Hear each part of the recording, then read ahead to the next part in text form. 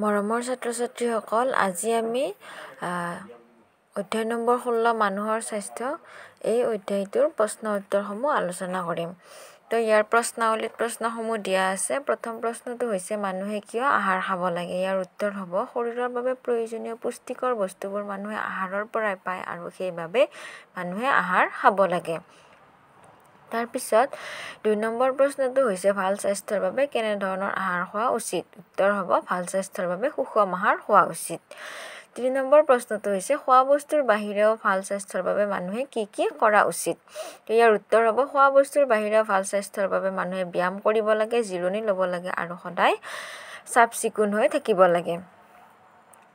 4 number প্ৰশ্নটো হৈছে খোৱা বস্তু কিয় ভালকৈ ধুই লোৱা উচিত? তো ইয়াৰ উত্তৰ হ'ব খোৱা বস্তুত ধূলি-মাকতি পৰি থাকে আৰু এইবোৰত নানা ধৰণৰ বেমাৰৰ বীজাণু থাকে, সেইবাবে খোৱা বস্তু ভালকৈ ধুই খোৱা উচিত।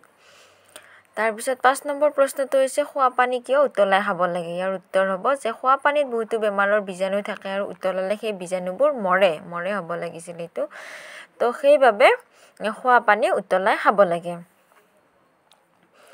তাৰপিছত 6 নম্বৰ প্ৰশ্নটো হৈছে চাফ চিকুণকৈ নাথাকিলে কিয় স্বাস্থ্যৰ ক্ষতি হয়? চাফ চিকুণকৈ নাথাকিলে দেহত কি হয়? লেতেৰা শৰীৰত ৰোগৰ বীজাণুৱে বাহ লয় আৰু সেইবাবে স্বাস্থ্যৰ ক্ষতি হয়। তাৰপিছত 7 নম্বৰ প্ৰশ্নটো হৈছে অংগ মানে কি? তো ইয়াৰ উত্তৰ হ'ব মানুহৰ দেহৰ বিভিন্ন অংশবোৰকে অংগ বোলে। 8 নম্বৰ প্ৰশ্নটো হৈছে মানুহৰ শৰীৰত সহজে চকুত পৰা 5 বিধ অংগৰ নাম। মানে বাহিৰৰ অংগৰ নাম সুধিছে, যিবোৰ আমি চকুৰে দেখোঁ, যেনে চকু, কাণ, নাক, হাত, ভৰি এইবোৰ। তাৰপিছত ভিতৰৰ অংগৰ নাম লিখিব দিছে। ভিতৰৰ অংগ কি হ'ব? যে মগজু, হাঁওফাঁও, কলিজা, লিভাৰ, বৃক্ক এইবোৰ, যিবোৰ আমি চকুৰে দেখা নাপাওঁ।